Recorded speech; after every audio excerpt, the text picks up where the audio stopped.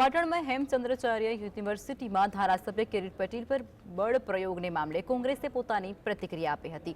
કોંગ્રેસના કાર્યકારી અધ્યક્ષ ઇન્દ્ર વિજયસિંહ ગોહિલે જણાવ્યું છે કે પાટણમાં હેમચંદ્રાચાર્ય યુનિવર્સિટીમાં ધારાસભ્ય કિરીટ પટેલે એનએસયુઆઈના કાર્યકર્તાઓ દેખાવ કરવા માટે ગયા હતા અને ત્યારે એક પોલીસ કર્મચારીને ઓન ડ્યુટી નહોતા અને તેમણે બળપૂર્વક પ્રયોગ કર્યા હતા અને જે બાદ યુનિવર્સિટીએ કોઈ ફરિયાદના કરતાને કારણે પોલીસે ફરિયાદી બની અને ફરિયાદ દાખલ કરી હતી। યુનિવર્સિટીમાં એક પોલીસ કર્મચારી કે જે ડ્યુટી ઉપર પણ નહોતા એમણે કોંગ્રેસ પક્ષના કાર્યકરોને એમની રજૂઆત કરતા અટકાવવાનો પ્રયત્ન કર્યો અને જવાબદારીમાં ન હોવા છતાં સર્વિસમાં ન હોવા છતાં બળ પ્રયોગ કરવાનો પ્રયત્ન કર્યો હતો।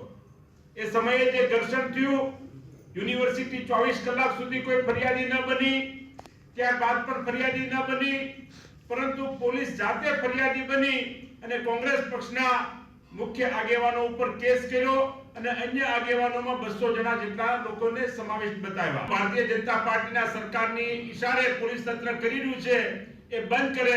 જો બંધ નહીં કરવામાં આવે તો કોંગ્રેસ પક્ષના આગેવાનો દ્વારા આગામી દિવસોમાં પાટણ ખાતે ખૂબ આક્રમક દેખાવો કરવામાં આવશે।